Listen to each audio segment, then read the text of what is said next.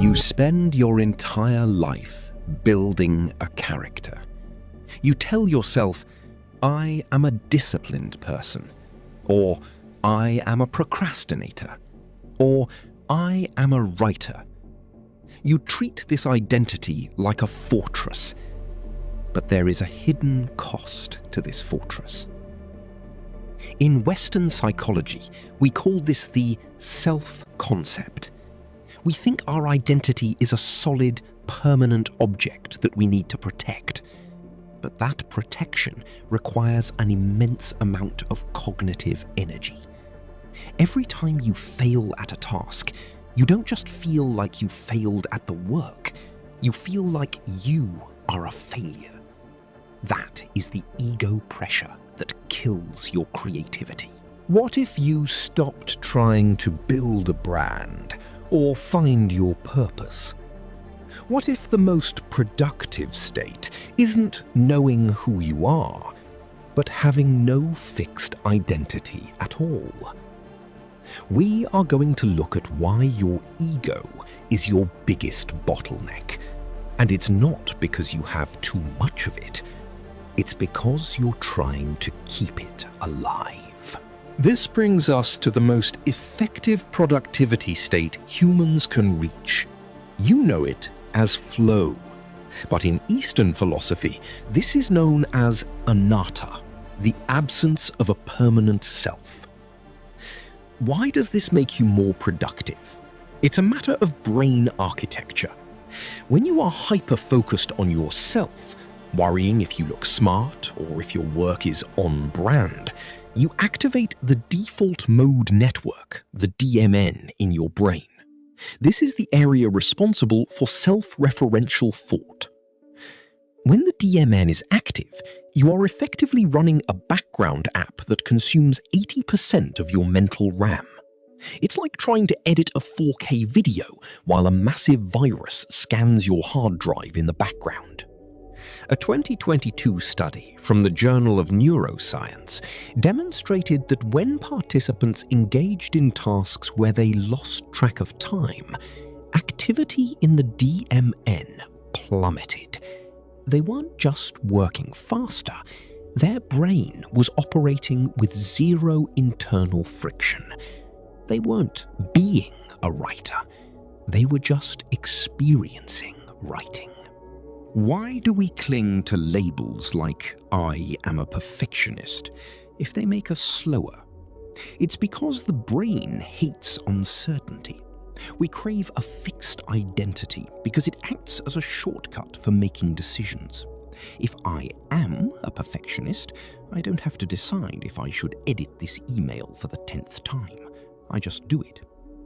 But this is a cognitive trap. Let's look at the self-verification theory experiment conducted in 2024. Researchers found that people who identified strongly with a professional label were actually 40% more likely to experience analysis paralysis when faced with a new, ambiguous problem. They were too busy trying to keep their identity consistent to solve the problem in front of them. The identity became a cage. But what happens if you treat your identity as a tool, not a truth? Think of your identity like water. Water is incredibly powerful. It can carve through mountains.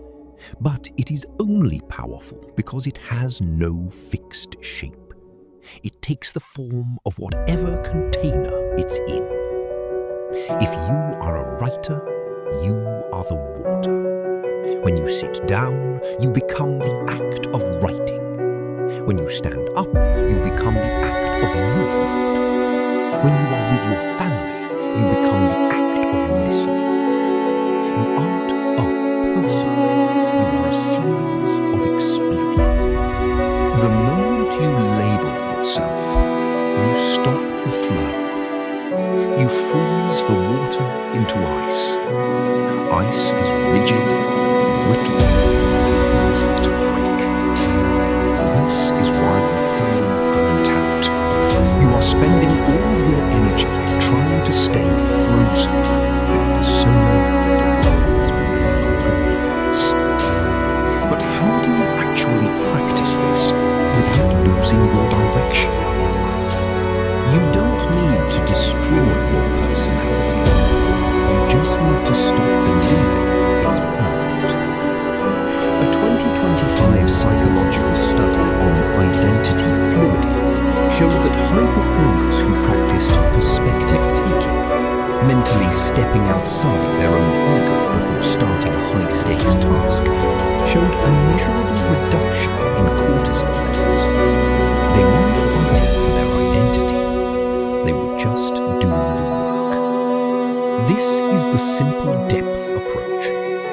identify as nothing so you can become anything. If you stop protecting yourself, you stop fearing failure.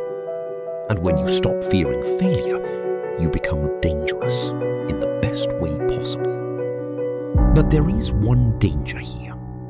If you strip away the identity, what happens When you're left with the silence, most people run from that silence. In the next video, we'll talk about why that specific fear is the only thing standing between you and true mastery. Stop trying to find yourself. Start noticing what's actually happening right